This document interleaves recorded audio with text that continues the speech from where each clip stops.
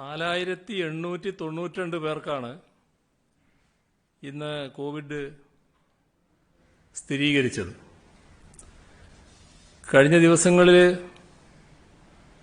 ഉണ്ടായ മരണങ്ങൾ 16 കോവിഡ് മൂലമാണെന്ന് സ്ഥിരീകരിച്ചിട്ടുണ്ട്. 60,803 പേരാണ് നിലവിൽ ചികിത്സയിലുള്ളത്. 4,497 പേർക്കും സമ്പർക്കം മൂലമാണ് ഇന്ന് രോഗബാധയുണ്ടായത്. ഉറവിടമറിയാത്ത 281 പേരുണ്ട്. രോഗബാധ സ്ഥിരീകരിച്ചവരിൽ 24 പേർ ആരോഗ്യപ്രവർത്തകരാണ്. കഴിഞ്ഞ 24 മണിക്കൂറിൽ 69,953 സാമ്പിളുകളാണ് പരിശോധന നടത്തിയത്. 4,832 പേർ രോഗമുക്തരായി. ഈ തിങ്കളാഴ്ച വന്ന കണക്കനുസരിച്ച് 61,281 പേരാണ് സംസ്ഥാനത്ത് കോവിഡ് ചികിത്സയിലുള്ളത്. 65,414 ആയിരുന്നു ഒരാഴ്ച മുൻപ് ചികിത്സയിലുണ്ടായിരുന്നത്. അപ്പോൾ ഒരാഴ്ച കൊണ്ട് 6.3% കുറവ് കോവിഡ് രോഗികളുടെ എണ്ണത്തിൽ വന്നിട്ടുണ്ട്. കോവിഡ് കുറയുന്ന പ്രവണത കണ്ടുവരുന്നുണ്ട്. അത് ആശ്വാസകരമായ കാര്യമാണ്. രോഗവ്യാപനം കുറക്കുന്നതിൽ വാക്സിനേഷന് പ്രധാന പങ്ക് വഹിക്കാനാവും. ശാസ്ത്രീയ മാനദണ്ഡങ്ങൾ പാലിച്ചുകൊണ്ട് നിർമ്മിച്ച വാക്സിനുകളാണ് വിതരണത്തിനായി നമുക്ക് ലഭിക്കുന്നത്. ഇപ്പോൾ വാക്സിൻ എടുക്കുന്ന കാര്യത്തിൽ ആർക്കും ആശങ്ക ആവശ്യമില്ല. ചില തെറ്റിദ്ധാരണ സൃഷ്ടിക്കാൻ പറ്റുന്ന പ്രചരണങ്ങൾ ഈ കാര്യത്തിൽ ഉണ്ടാകുന്നു. അത് ഒഴിവാക്കേണ്ടതാണ്. സമൂഹത്തിൻ്റെ സുരക്ഷയെ തുരങ്കം വെക്കുന്ന പ്രവർത്തനങ്ങൾ അനുവദിക്കാൻ സാധിക്കില്ല. കേരളത്തിൽ കോവിഡ് വൈറസിൻ്റെ പുതിയ ജനിതക വ്യതിയാനം വന്നിരിക്കുന്നു എന്ന വാർത്ത ഒരുതരം ആശങ്കാജനകമായ രീതിയിൽ ചില മാധ്യമങ്ങൾ റിപ്പോർട്ട് ചെയ്തിട്ടുണ്ട്. വൈറസുകളിൽ ജനിതക വ്യതിയാനം വരുന്നത് സ്വാഭാവികമാണ്. ഒരു മഹാമാരിയുടെ പശ്ചാത്തലത്തിൽ അക്കാര്യം വളരെ ശ്രദ്ധയോടെ നിരീക്ഷിക്കേണ്ടതും പഠനവിധേയമാക്കേണ്ടതും അനിവാര്യമാണ്. അതുകൊണ്ട് തന്നെയാണ് കേരളത്തിൽ കോവിഡ് വൈറസുകളുടെ ജനിതക വ്യതിയാനം നമ്മൾ പഠനവിധേയമാക്കുന്നത്.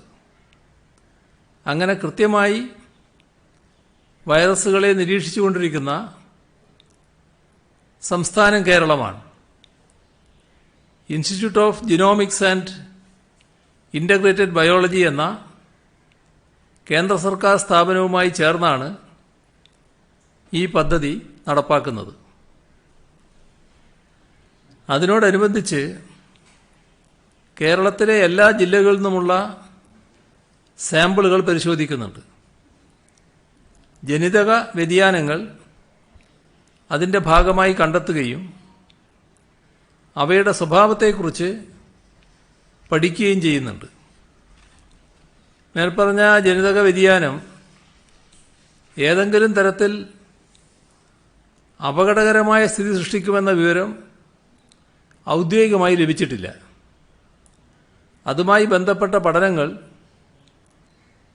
പുരോഗമിക്കുന്നതേയുള്ളൂ എന്നാണ് മനസ്സിലാക്കാൻ സാധിച്ചത്. തീർത്തും അക്കാദമികമായ ഇത്തരം പഠനങ്ങളെക്കുറിച്ച് വാർത്ത നൽകുമ്പോൾ കൂടുതൽ അവധാനത കാണിക്കാൻ ശ്രദ്ധിക്കണം. അനാവശ്യമായ ഭീതി പരത്താനല്ല, ശാസ്ത്രീയമായ വിവരങ്ങൾ സാധാരണക്കാർക്ക് മനസ്സിലാകുന്ന രീതിയിൽ നൽകി ബോധവൽക്കരിക്കാനാണ് പൊതുവെ ശ്രമിക്കേണ്ടത്. ഇന്ന് കാലത്ത് മന്ത്രിസഭാ യോഗം ചേർന്നിരുന്നു. ഇതിൽ സംസ്ഥാനത്ത് വിവിധ വകുപ്പുകളിലായി 3051 തസ്തികകൾ സൃഷ്ടിക്കാൻ മന്ത്രിസഭാ യോഗം തീരുമാനിച്ചു. ഇതോടെ ഈ സർക്കാർ സൃഷ്ടിച്ച പുതിയ സ്ഥിരം തസ്തികകളുടെ എണ്ണം 30,000 കടന്നു. താൽക്കാലികമടക്കം അത് 1,50,000-ഓളമാണ്. ആരോഗ്യവകുപ്പിൽ 2027 തസ്തികകൾ സൃഷ്ടിക്കാനാണ് ഇന്ന് തീരുമാനിച്ചത്. ഇതിൽ 1200 തസ്തികകൾ ആരോഗ്യവകുപ്പ് ഡയറക്ടറുടെ കീഴിലും 527 എണ്ണം മെഡിക്കൽ എഡ്യൂക്കേഷൻ ഡയറക്ടറുടെ കീഴിലും 300 തസ്തികകൾ ആയുഷ് വകുപ്പിന് കീഴിലുമാണ്. ഇതിനു പുറമേയുമുണ്ട്. മലബാർ ക്യാൻസർ സെന്ററിന്റെ പ്രവർത്തനത്തിന് 33 തസ്തികകൾ അനുവദിച്ചിട്ടുണ്ട്. പുനലൂർ താലൂക്ക് ആശുപത്രിയുടെ പ്രവർത്തനം മെച്ചപ്പെടുത്തുന്നതിന് 17 തസ്തികകൾ തീരുമാനിച്ചിട്ടുണ്ട്. തിരുവനന്തപുരം മെഡിക്കൽ കോളേജിലെ SAT ആശുപത്രിയിൽ പീഡിയാട്രിക് ഗ്യാസ്ട്രോ എൻട്രോളജി യൂണിറ്റ് ആരംഭിക്കും. ഇതിന് 5 തസ്തികകൾ അനുവദിക്കുന്നുണ്ട്.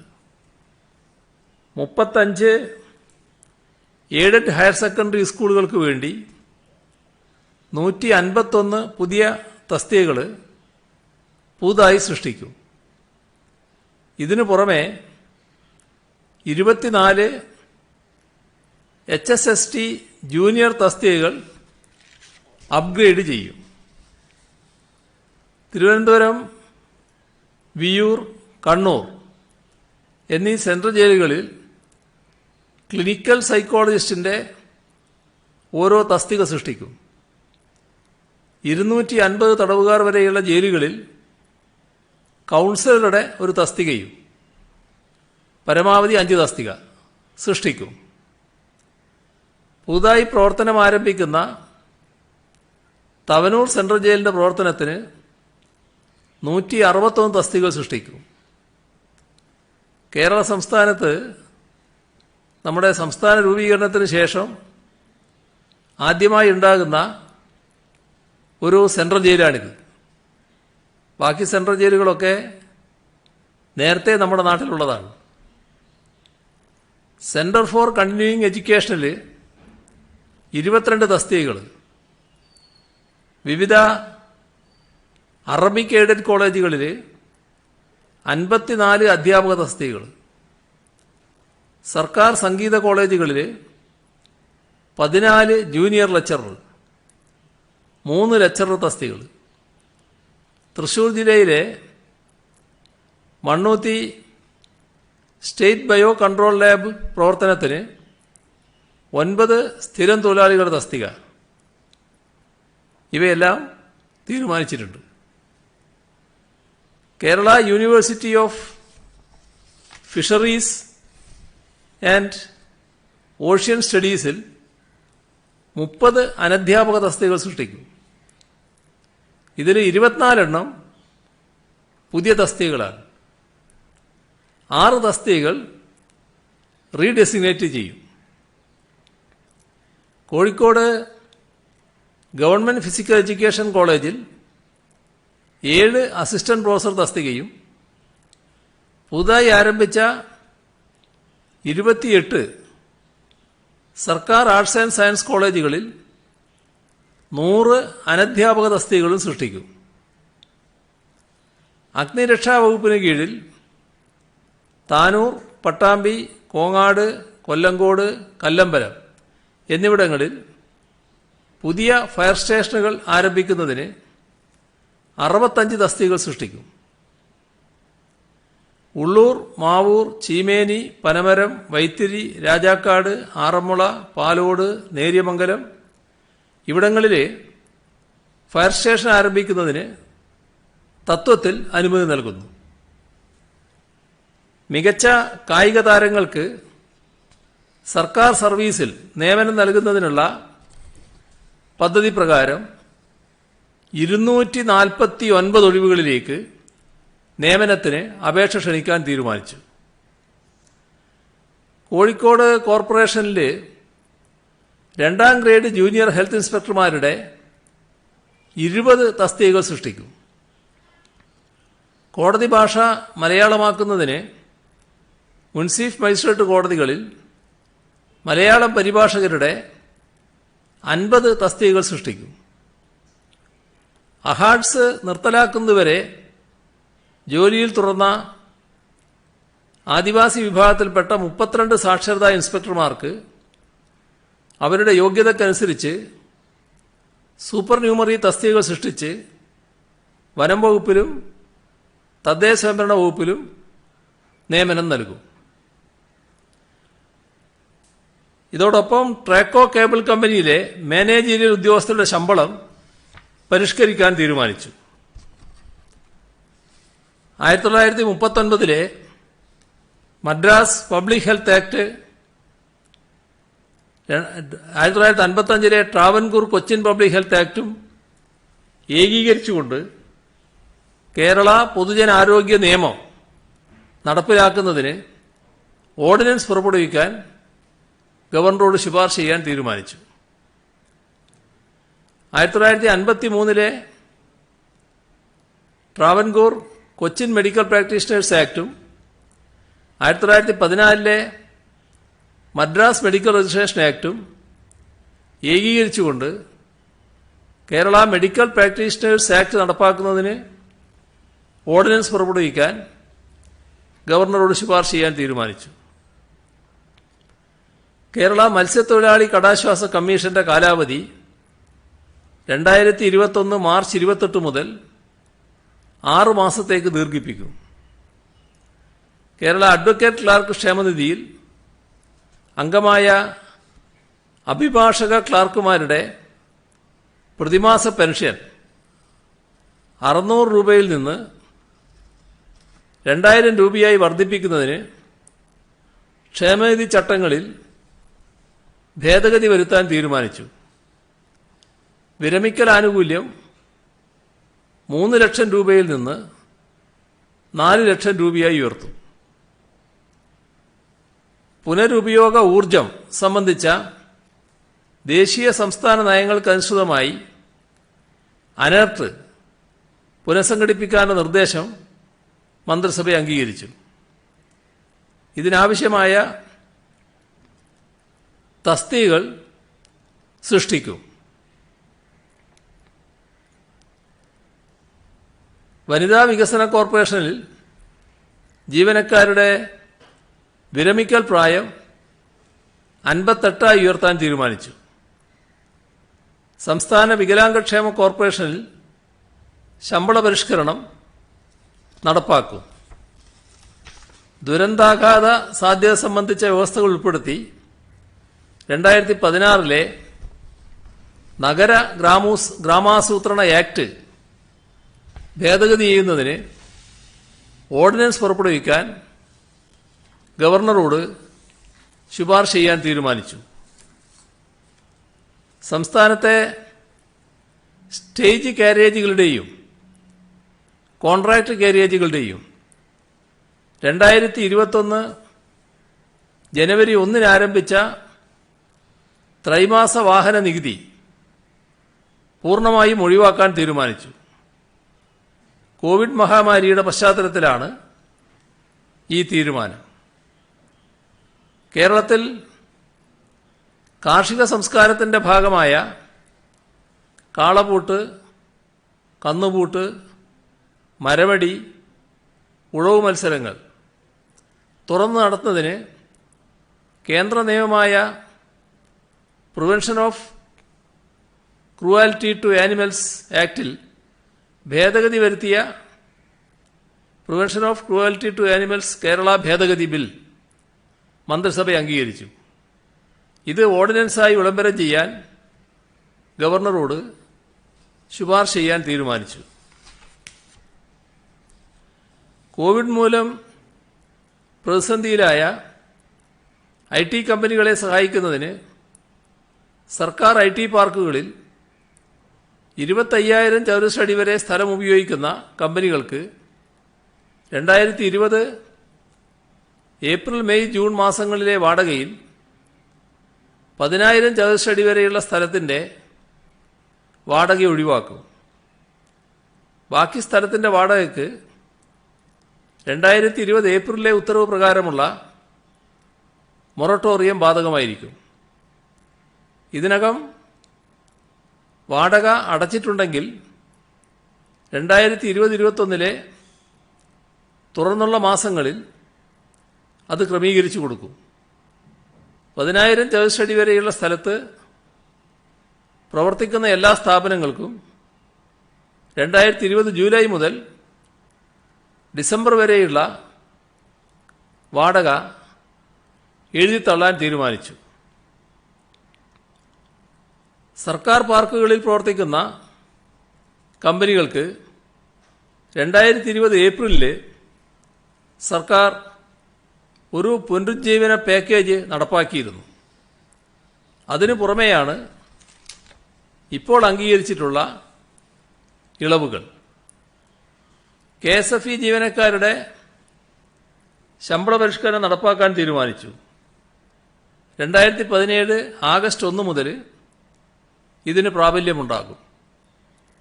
കേന്ദ്ര സർക്കാരിന്റെ സ്വച്ഛ് ഭാരത് മിഷൻ പദ്ധതിയുടെ ഗ്രാമീൺ രണ്ടാം ഘട്ടം സംസ്ഥാന വിഹിതം സമയബന്ധിതമായി ലഭിക്കുമെന്ന് ഉറപ്പാക്കി നടപ്പാക്കാൻ തീരുമാനിച്ചു.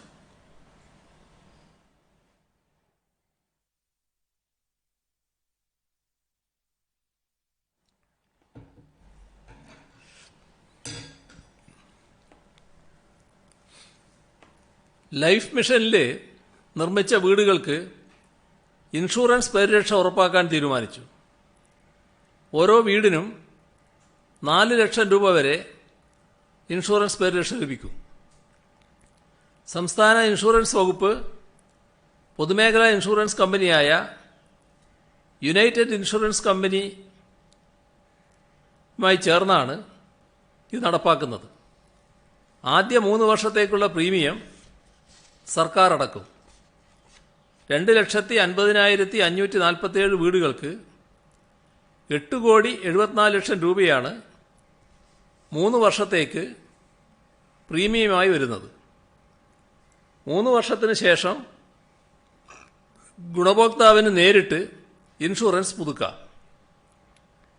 ലൈഫ് മിഷനിൽ 3ാം ഘട്ടത്തിലെയും അഡീഷണൽ ലീസ്റ്റിലെയും ഗുണഭോക്താക്കൾക്ക് വീട് നിർമ്മിക്കുന്നതിന് ഹഡ്കോയിൽ നിന്ന് 1,500 കോടി രൂപ വായ്പയെടുക്കുന്നതിന് അനുമതി നൽകാൻ തീരുമാനിച്ചു.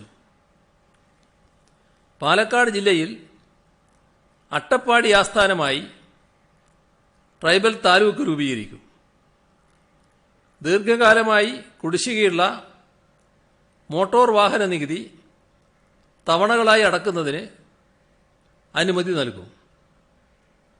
തദ്ദേശഭരണ സ്ഥാപനങ്ങൾക്കുള്ള ഓംബുഡ്സ്മാനായി മുൻ ഹൈക്കോടതി ജഡ്ജി ജസ്റ്റിസ് TS ഗോപിനാഥനെ നിയമിക്കും.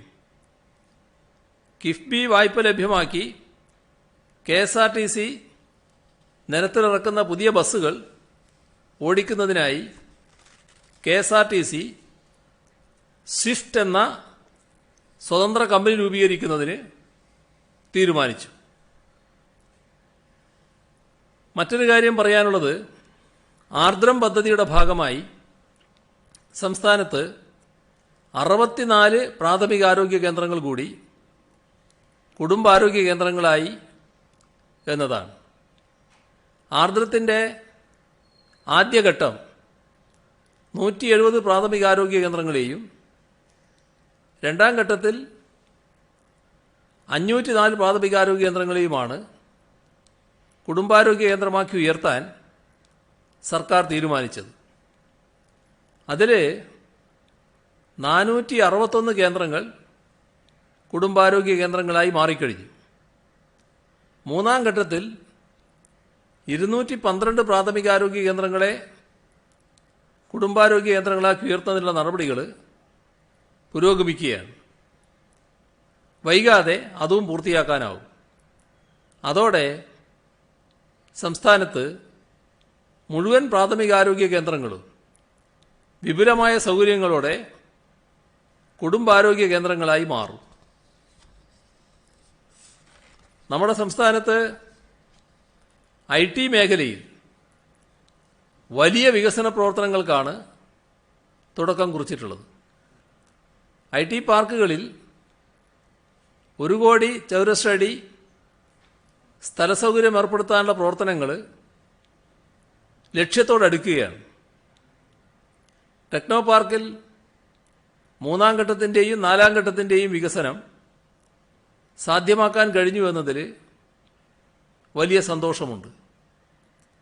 ടെക്നോ പാർക്കിലെ 4ാം ഘട്ടമായ തിരുവനന്തപുരം പള്ളിപ്പുറം ടെക്നോ സിറ്റിയിലെ ആദ്യ കെട്ടിടം പ്രവർത്തനക്ഷമമായി.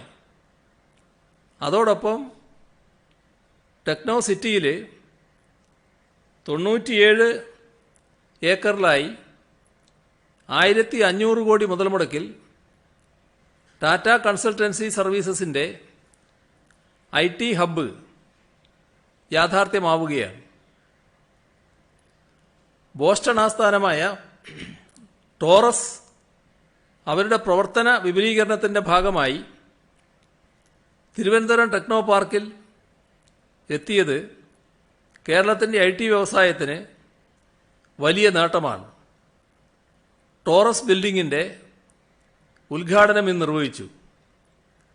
2018 നിർമ്മാണം ആരംഭിച്ച ഡോറസ് ഡൗൺ ടൗൺ പദ്ധതിക്ക് അനേകം പ്രതിസന്ധികൾ തരണം ചെയ്യേണ്ടതായി വന്നു. ഏകദേശം 1500 കോടി രൂപയുടെ നിക്ഷേപം ഉണ്ടാകുന്ന പദ്ധതിയാണ് ഡോറസ് ഡൗൺ ടൗൺ ട്രിവാൻഡ്രം. 20 ഏക്കറിൽ 50 ലക്ഷം ചതുരശ്ര അടി ബിൽറ്റപ്പ് ഏരിയയിൽ വരുന്ന പദ്ധതിയുടെ പൂർത്തീകരണത്തോടെ 40,000 പേർക്ക് നേരിട്ടും 70,000 പേർക്കല്ലാതെയും സംസ്ഥാനത്ത് തൊഴിൽ ലഭിക്കും. പൊതുമേഖലയിൽ പ്രവർത്തിക്കുന്ന രാജ്യത്തെ ആദ്യ ഡിഫൻസ് പാർക്കിൻ്റെ ഉദ്ഘാടനവും ഇന്ന് നടന്നു. 130 കോടി 94 ലക്ഷം രൂപ ചെലവിൽ നിർമ്മിച്ചിട്ടുള്ള ഈ പദ്ധതിയിൽ 50 കോടി രൂപ കേന്ദ്ര സഹായമാണ്. കിൻഫ്രയുടെ നിയന്ത്രണത്തിലുള്ള 60 ഏക്കർ ഭൂമിയിലാണ് ഡിഫൻസ് പാർക്ക് നിർമ്മിച്ചിട്ടുള്ളത്. പ്രതിരോധ സേനയ്ക്ക് ആവശ്യമുള്ള ഉപകരണങ്ങളും അനുബന്ധ ഘടകങ്ങളുമാണ് ഇവിടെ പ്രധാനമായി നിർമ്മിക്കുക. എയർക്രാഫ്റ്റ് ഘടകങ്ങൾ, പ്രതിരോധ നേവിഗേഷൻ ഉൽപ്പന്നങ്ങൾ, കപ്പലിൻ്റെ ഭാഗങ്ങൾ, പ്രതിരോധവുമായി ബന്ധപ്പെട്ട IT ഇലക്ട്രോണിക് സംവിധാനങ്ങൾ, മൈക്രോ സാറ്റലൈറ്റ്, തന്ത്രപ്രധാനമായ ആശയവിനിമയ സംവിധാനങ്ങൾ, സംരക്ഷണ വസ്ത്രങ്ങൾ തുടങ്ങിയവയെല്ലാം ഇതിലുൾപ്പെടും. സംരംഭകർക്കായി അതിവിപുലവും അത്യാധുനികവുമായ സംവിധാനങ്ങളാണ് ഡിഫൻസ് പാർക്കിൽ ഒരുക്കിയിട്ടുള്ളത്. വ്യവസായികൾക്ക് 30 വർഷത്തേക്ക് ഇവിടെ നിന്ന് ഭൂമി പാട്ടത്തിൽ ലഭിക്കും. അത് 90 വർഷം വരെ പുതുക്കുന്നതിനുള്ള വ്യവസ്ഥയുണ്ട്. 2 ലക്ഷം ചതുരശ്ര അടിയിലുള്ള common facility centre, administrative building, 3 വെയർഹൗസുകൾ, കോമൺ യൂട്ടിലിറ്റി സെന്റർ, കോൺഫറൻസ് റൂമുകൾ, ഇതിനെല്ലാം പുറമെ ആഭ്യന്തര റോഡ് ശൃംഖല, വിപുലമായ പാർക്കിംഗ് ഏരിയ, ചുറ്റുമതിൽ, സെക്യൂരിറ്റി സംവിധാനം ഇവയെല്ലാം സജ്ജമാക്കിയിട്ടുണ്ട്. ഇവിടേക്കാവശ്യമായ വിദഗ്ധ തൊഴിലാളികളെ ലഭ്യമാക്കും. ഇവിടെ സജ്ജമാക്കിയിട്ടുള്ള വിപുലമായ സംവിധാനങ്ങളിൽ ആകൃഷ്ടരായി നിരവധി കമ്പനികൾ ഡിഫൻസ് പാർക്കുമായി സഹകരിക്കാൻ മുന്നോട്ട് വരുന്നുണ്ട്. മറ്റൊരു കാര്യം അറിയിക്കാനുള്ളത്, അഴിമതി തുടച്ചു നീക്കുക എന്നത് സർക്കാരിൻ്റെ പ്രഖ്യാപിത നയമാണ്. അതിനാൽ ഒരു ചുവടുവെപ്പ് കൂടി നടത്തുകയാണ്. നേരത്തെ പറഞ്ഞ കാര്യമാണ്. ജനങ്ങളുടെ പങ്കാളിത്തത്തോടുകൂടി അഴിമതി മുക്ത കേരളം എന്താണ് ലക്ഷ്യം വെക്കുന്നത്. അതിനായി അഴിമതി സംബന്ധിച്ച വിവരങ്ങൾ ജനങ്ങൾക്ക് തെളിവുകൾ സഹിതം നൽകാനായി ഒരു വെബ്സൈറ്റ് ആരംഭിക്കുമെന്ന് കഴിഞ്ഞ ദിവസം അറിയിച്ചിരുന്നു. ജനജാഗ്രത എന്നാണ് വെബ്സൈറ്റിൻ്റെ പേര്. വെബ്സൈറ്റിൻ്റെ പേര് നിർദ്ദേശിക്കാൻ പൊതുജനങ്ങളോട് അഭ്യർത്ഥിച്ചിരുന്നു. 740ഓളം വ്യക്തികൾ പേരുകൾ നിർദ്ദേശിക്കുകയുണ്ടായി. അതിൽ നിന്നാണ് ജനജാഗ്രത എന്ന പേര് തിരഞ്ഞെടുത്തത്. 7 പേർ ജനജാഗ്രത എന്ന പേർ നിർദ്ദേശിച്ചു. അതിൽ ആദ്യം നിർദ്ദേശിച്ച ആളെയാണ് വിജയിയായി കണ്ടെത്തിയിരിക്കുന്നത്. പൊതുജനങ്ങൾക്ക് വെബ്സൈറ്റ് മുഖാന്തരം അഴിമതി സംബന്ധിച്ച വിവരങ്ങൾ നൽകാവുന്നതാണ്. വെബ്സൈറ്റിൽ എല്ലാ വകുപ്പുകളുടെയും പേരുകളും ഓരോ വകുപ്പിലെയും ഉദ്യോഗസ്ഥന്മാരുടെ വിവരങ്ങളും ഉണ്ടായിരിക്കും. ഏത് വകുപ്പിൽ ഏത് ലെവലിൽ അഴിമതി നടന്നാലും ജനങ്ങൾക്കത് അറിയിക്കാൻ സാധിക്കും. അത്തരം വിവരങ്ങളുടെ അടിസ്ഥാനത്തിൽ അഴിമതിക്കെതിരെ ആദ്യഘട്ടത്തിൽ മുൻകരുതൽ നടപടികളും പിന്നീട് തെളിവുകളുടെ അടിസ്ഥാനത്തിൽ തുടർ നടപടികളും വേഗത്തിൽ സ്വീകരിക്കാൻ കഴിയും. സർക്കാർ ഉദ്യോഗസ്ഥർ പലപ്പോഴും ഭയക്കുന്നത് തങ്ങൾക്കെതിരെ മനഃപൂർവ്വം ചിലരെങ്കിലും വ്യാജ അഴിമതി പരാതികൾ നൽകുന്നു എന്നതാണ്. ഈ വെബ്സൈറ്റ് യാഥാർത്ഥ്യമാകുന്നതോടെ ആ ഭയം ഇല്ലാതാകും. യഥാർത്ഥ പരാതികളും വ്യാജ പരാതികളും തിരിച്ചറിയുന്ന തരത്തിലാണ് വെബ്സൈറ്റ് രൂപകൽപ്പന ചെയ്തിരിക്കുന്നത്. അതുകൊണ്ട് സത്യസന്ധമായി ജോലി ചെയ്യുന്ന സർക്കാർ ഉദ്യോഗസ്ഥർ ഭയക്കേണ്ടതില്ല. പൂർണ്ണമായി ജനങ്ങളുടെ പിന്തുണയോടുകൂടി മാത്രമേ ഈ പദ്ധതി വിജയത്തിലെത്തിക്കാനാവൂ. സ്മാർട്ട് ഫോൺ വഴി ഏതൊരാൾക്കും അഴിമതി മുക്ത കേരളത്തിനായി ഇടപെടാനാകും.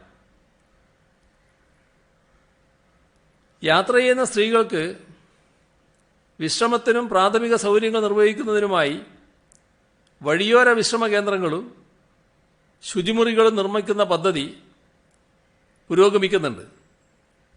നേരത്തെ പ്രഖ്യാപിച്ച 12 പദ്ധതിയുടെ ഭാഗമായാണ് അത് നടപ്പാക്കുന്നത്. ആദ്യഘട്ടത്തിൽ 1053 ശുചിമുറികളാണ് നിർമ്മിക്കുകയോ നവീകരിക്കുകയോ ചെയ്യുന്നത്. ഇതിൽ 721 എണ്ണത്തിൻ്റെ കരാർ നൽകിക്കഴിഞ്ഞു. അതിൽ തന്നെ 502 എണ്ണത്തിൻ്റെ നിർമ്മാണം ആരംഭിച്ചു. 50ഓളം ശുചിമുറികൾ പൂർത്തീകരിച്ചിട്ടുമുണ്ട്. KSRTCയിലെ 40 ശുചിമുറികളും നവീകരിക്കുന്നുണ്ട്. തദ്ദേശഭരണ സ്ഥാപനങ്ങളുമായി സഹകരിച്ചാണ് KSRTCയിലെ പദ്ധതി നടപ്പാക്കുന്നത്. ഹിന്ദുസ്ഥാൻ പെട്രോളിയം കമ്പനി കണ്ണൂർ ജില്ലയിലെ ചാലയിൽ വഴിയോര വിശ്രമ കേന്ദ്രം നിർമ്മിക്കുന്നുണ്ട്.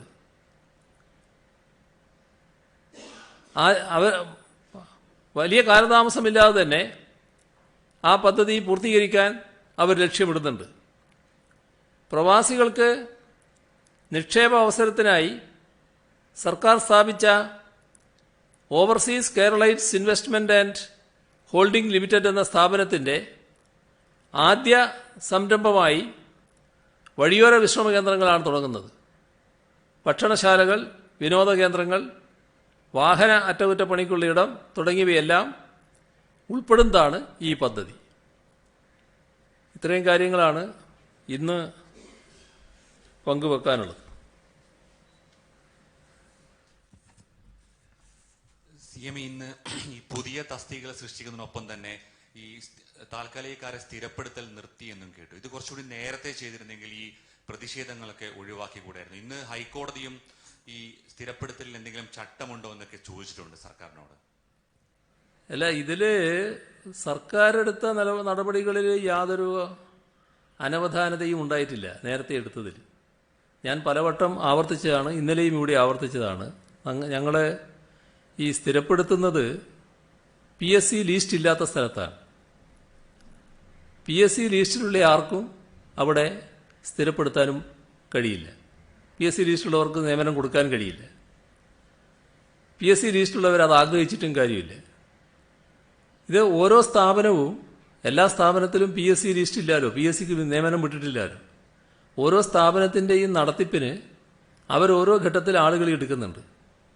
അത് ചിലർ നല്ല കൃത്യതയോടെയുള്ള പരീക്ഷയും മറ്റും നടത്തി തന്നെ എടുക്കുന്നവരാണ്. എന്നാൽ അംഗീകൃത ജോലിയായി വന്നിട്ടില്ല, താൽക്കാലികക്കാരായി നിൽക്കുകയാണ്. ഇത്തരം ആളുകൾ വർഷങ്ങൾ കുറച്ചായി, വർഷങ്ങൾ 20 വർഷം ആയവരുണ്ട് ചിലർ. അപ്പോൾ അത്തരം ആളുകളെ ഏതെങ്കിലും തരത്തിലുള്ള പ്രത്യേക പരിഗണന ഇല്ലാതെ തന്നെ കൃത്യമായ മാനദണ്ഡ അടിസ്ഥാനത്തിൽ ഇത്രയും കാലം അവരവിടെ വർക്ക് ചെയ്തു എന്നുള്ളത് തന്നെ ഒരു പ്രത്യേക കാര്യമാണല്ലോ. ഒരു 20 വർഷം വർക്ക് ചെയ്ത ആൾ, 15 വർഷം വർക്ക് ചെയ്ത ആൾ, 10 വർഷം വർക്ക് ചെയ്ത ആൾ, അവരെ നിങ്ങൾ പിരിഞ്ഞു പോയിക്കോ എന്ന് പറഞ്ഞാൽ അതുണ്ടാക്കുന്ന മാനസിക പ്രശ്നമില്ലേ? അതാണ് 10 വർഷമുള്ളവരെ നിയമിക്കുന്നതിന് സർക്കാർ തീരുമാനിക്കുന്നതിനിടയാക്കിയത്. ഇപ്പോൾ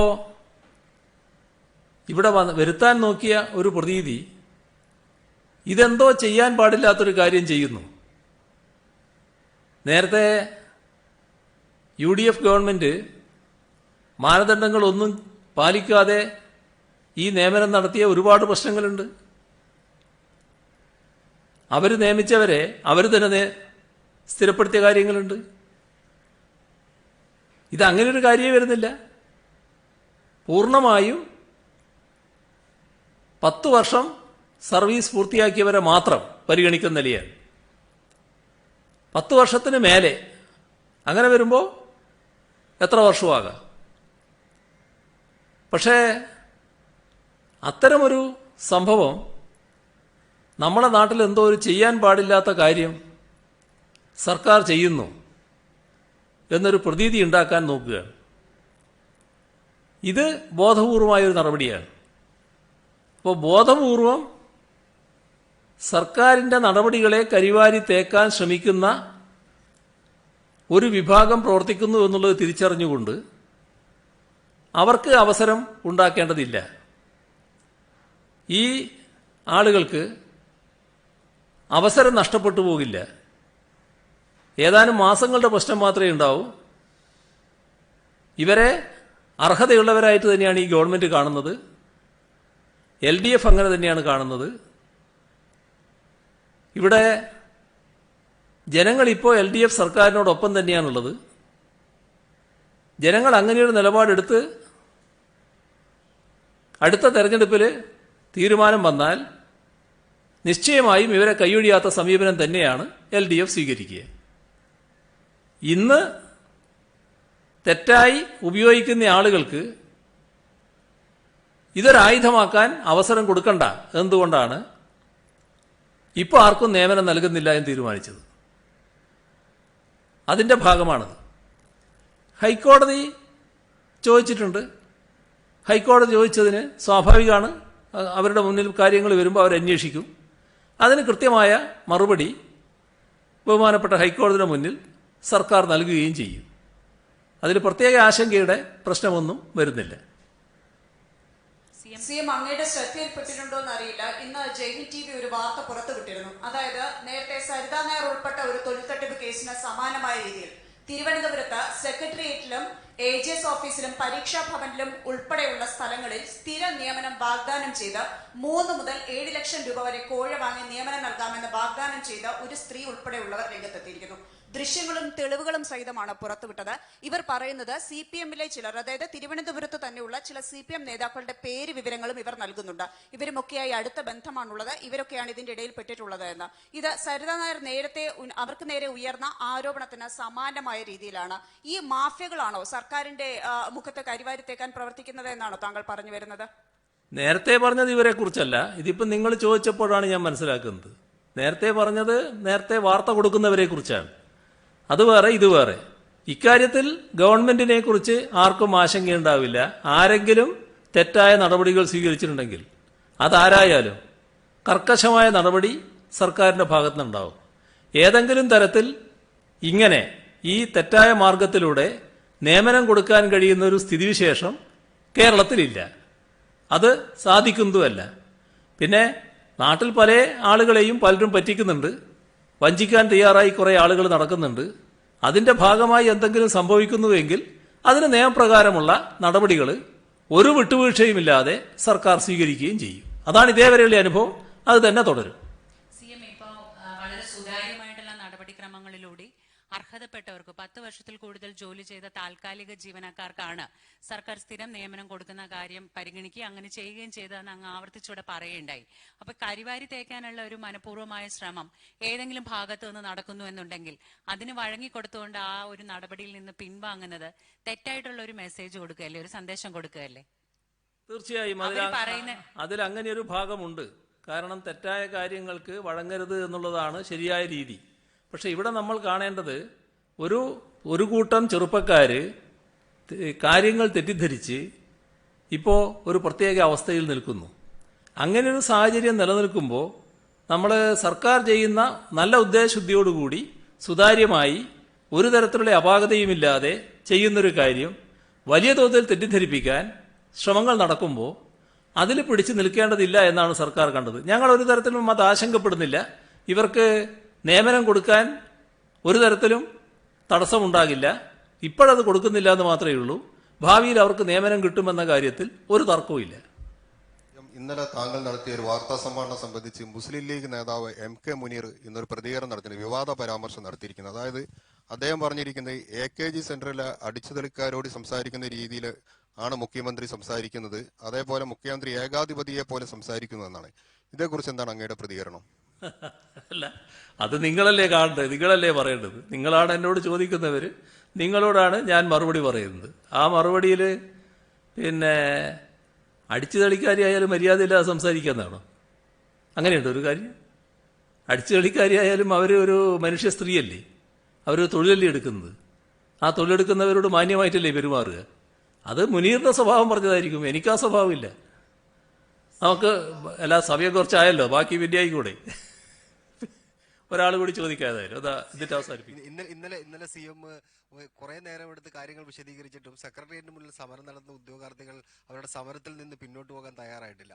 അതൊരു ചർച്ച നടത്തി പരിഹരിക്കേണ്ടതല്ല എന്ന് CM-ന് ഇപ്പോഴും തോന്നുന്നുണ്ടോ? അതുപോലെ തന്നെ ഈ സർക്കാരിന്റെ കാലത്ത് താൽക്കാലികമായി നിയമിച്ച ആൾക്കാരുടെ എണ്ണം CM-ന്റെ കയ്യിൽ ഉണ്ടോ? അതാണ് നിങ്ങൾ കാണേണ്ട ഒരു കാര്യം. ഞാൻ ഇന്നലെ പോലീസ് ലിസ്റ്റില് പോലീസിൽ ഉദ്യോഗം കിട്ടേണ്ട ആളുകളുടെ സ്ഥിതിവിശേഷം പറഞ്ഞു. നിങ്ങളോട് പറഞ്ഞ കാര്യം എന്താ? 2021 ഡിസംബർ വരെയുള്ള ഒഴിവുകൾ കണക്കാക്കി അത് റിപ്പോർട്ട് ചെയ്തു എന്നാണ്. എന്നിട്ട് അവരെ എടുത്തു. പക്ഷേ ആ റാങ്ക് ലിസ്റ്റ് ഇനിയും ആള് കിടക്കുന്നുണ്ട്. അവർ ശവവും പേറിയിട്ടാണ് പ്രകടനം നടത്തിയത്. അപ്പോൾ എന്ത് പറഞ്ഞാലും എന്ത് ചെയ്താലും തങ്ങൾക്കതൊന്നും ബാധകമല്ല എന്ന് ചിന്തിക്കുന്ന ഏതാനും പേര്, അതിനാവശ്യമായ പ്രോത്സാഹനം നൽകുന്ന ചിലർ നമ്മുടെ നാട്ടിലുണ്ട്. അവർ കാര്യങ്ങൾ ബോധ്യപ്പെടുകയാണ് ആദ്യം വേണ്ടത്. ഈ ലിസ്റ്റിൽ എന്താണ് ചെയ്യാൻ സാധിക്കുക? എന്തെങ്കിലും ചെയ്യാൻ സാധിക്കുമോ? സാധാരണ ഒരു നടപടിയും എടുക്കാൻ കഴിയുന്നില്ല. ലിസ്റ്റ് റദ്ദായി, ഈ ശ്രദ്ധായതിൽ ഒരു ഖേദവും ആർക്കും വേണ്ടതില്ല. ഈ വർഷം ഡിസംബർ വരെയുള്ള ഒഴിവുകൾ പൂർണ്ണമായിട്ട് ഉൾക്കൊണ്ടുകൊണ്ട് റിപ്പോർട്ട് ചെയ്തിരിക്കുന്നു. അത്രയും ആളുകൾ ഇപ്പോൾ റിക്രൂട്ട് ചെയ്ത് കഴിഞ്ഞിരിക്കുന്നു, പരിശീലനം നടക്കുന്നു. പക്ഷേ തെറ്റിദ്ധാരണ വരുത്താനുള്ള ശ്രമം നടക്കുകയാണ്. അപ്പോൾ അവർ ശരിയായ രീതിയിൽ കാര്യങ്ങൾ മനസ്സിലാക്കുക എന്നതാണ് ഏറ്റവും പ്രധാനം. അതിനുള്ള നടപടികളാണ് എടുക്കേണ്ടത്. മറ്റേതിനൊക്കെ ഓർമ്മയുണ്ട് എത്ര ആളുകൾ എന്നുള്ളത്. അത് ഞാൻ പിന്നീട് നിങ്ങളോട് പറയാം എത്ര ആളുകളെയാണ് നിയമിച്ചത് എന്ന്. ഇപ്പോൾ നമുക്ക് ഇവിടെ നിർത്താം.